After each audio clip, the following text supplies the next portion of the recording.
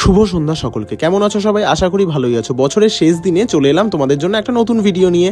আজকে যেহেতু বছরের শেষ দিন, আমি এবং আমার একজন সিনিয়র স্যার ঠিক করলাম যে একটু অন্যরকমভাবে শেষটা করা যাক। তাহলে কি করা যায়? প্রথমেই ভাবতে মাথায় এলো বেলুড় মঠের কথা। বেলুড় মঠে ভগবানের দর্শন করেই আজকে বছরটা শেষ করা যাক, সেই চিন্তাভাবনা করেই কিন্তু বেলুড় মঠে সকাল সকাল বেরিয়ে পড়েছিলাম। আর এখানকার প্রাকৃতিক সৌন্দর্য আর এই ফুলের বাগানের মুগ্ধতা যেন সত্যি বারবার করে টেনে নিয়ে আসে এই বেলুড় মঠে। আমি এর আগেও বহুবার গিয়েছি, তবে এইবারও যেন গিয়ে এক অন্যরকম পরিবেশ লক্ষ্য করলাম। কি অপূর্ব সুন্দর। তারপর কিন্তু ভগবানের মন্দিরে প্রবেশ করলাম, ভগবানের কাছে প্রার্থনা করলাম যাতে এই বছরের অপূর্ণতা, চাওয়া না পাওয়া সবকিছু যেন আগামী বছর সঠিকভাবে সময় মতন সম্পূর্ণ করতে পারি। আর সেই কারণেই কিন্তু সম্পূর্ণ মন্দির ঘুরে ঘুরে দেখছিলাম। আর তারপর যেহেতু বেলা বেড়ে গিয়েছিল, তাই একটু খিদে পাচ্ছিল। ভগবানের প্রসাদ নেওয়ার জন্য একটি কুপন কেটে নিলাম 50 টাকা দিয়ে।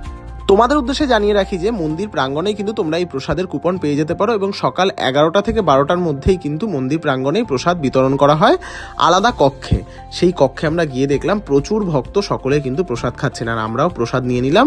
দেখো কি অপূর্ব লাগছে দেখতে, আর তেমনই সুন্দর স্বাদ। সত্যিই তাই, প্রসাদের যে কি অপূর্ব স্বাদ সেটা কিন্তু না খেলে বুঝতেই পারতাম না। এরপর প্রসাদ খেয়ে গঙ্গার পাড় দিয়ে একটু ঘুরে বেরোলাম, আর এবার কিন্তু বাড়ি ফিরতে হবে। আগামী বছর সকলের ভালো কাটুক এই কামনা করি।